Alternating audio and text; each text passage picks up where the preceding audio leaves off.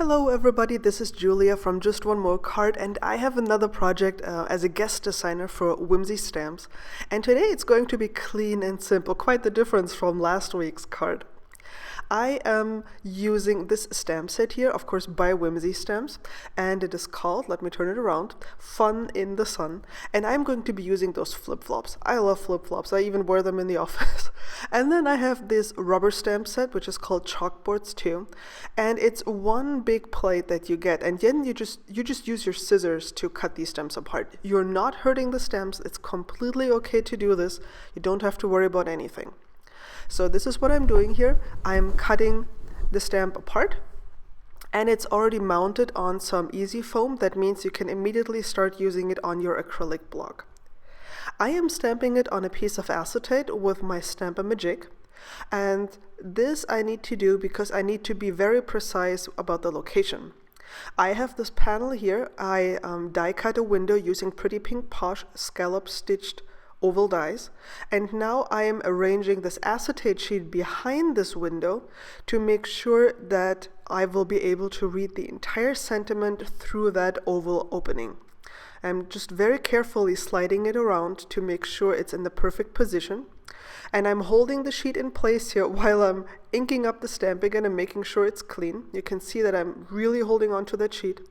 Then I'm bringing in my Stamp-A-Magic, positioning it against the sheet, right so, taking this away, and then I can slide in my stamp into this positioning tool. And that will ensure that I will have my sentiment in the exact position that I want it to be. It might seem like a lot of effort, but I mean, every time you need to make sure that you stamp somebody in the perfect place, that's how you're gonna do it. There's no other way to do it, really. And here I'm just testing, and I'm super happy because it worked out exactly as I imagined it would work out. So that worked out really, really well.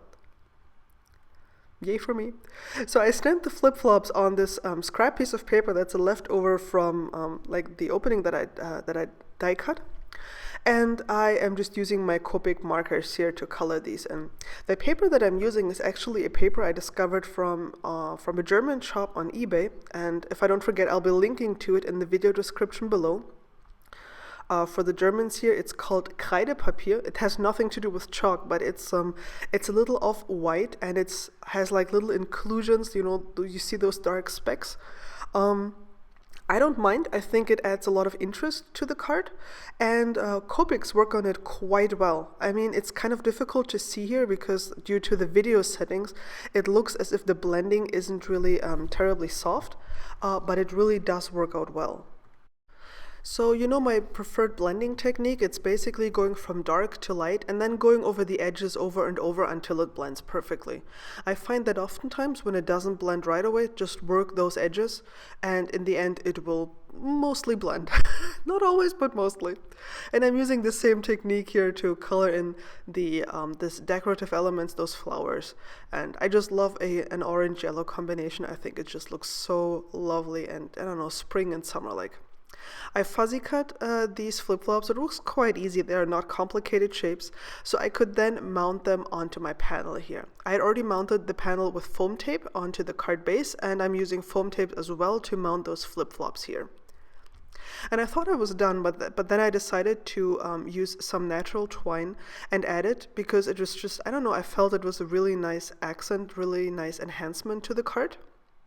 And of course I had to add some sequins from Pretty Pink Posh as well. They're in matching colors, and that is actually the entire card. Very clean and simple and very quick to put together. Here is the sentiment, and I love the sentiment. It's a beautiful font, but it's also very encouraging, very positive, and I think it will make the day of everybody who receives the card. Now on those flip-flops I also added some accents with the Stardust gel pen on the flowers, and then covered those with glossy accents. And I also added some accents with a white gel pen just to give the illusion of light reflection and dimension to those flip-flops. And that was it. As I said, a very clean and simple card, but I had a lot of fun creating it.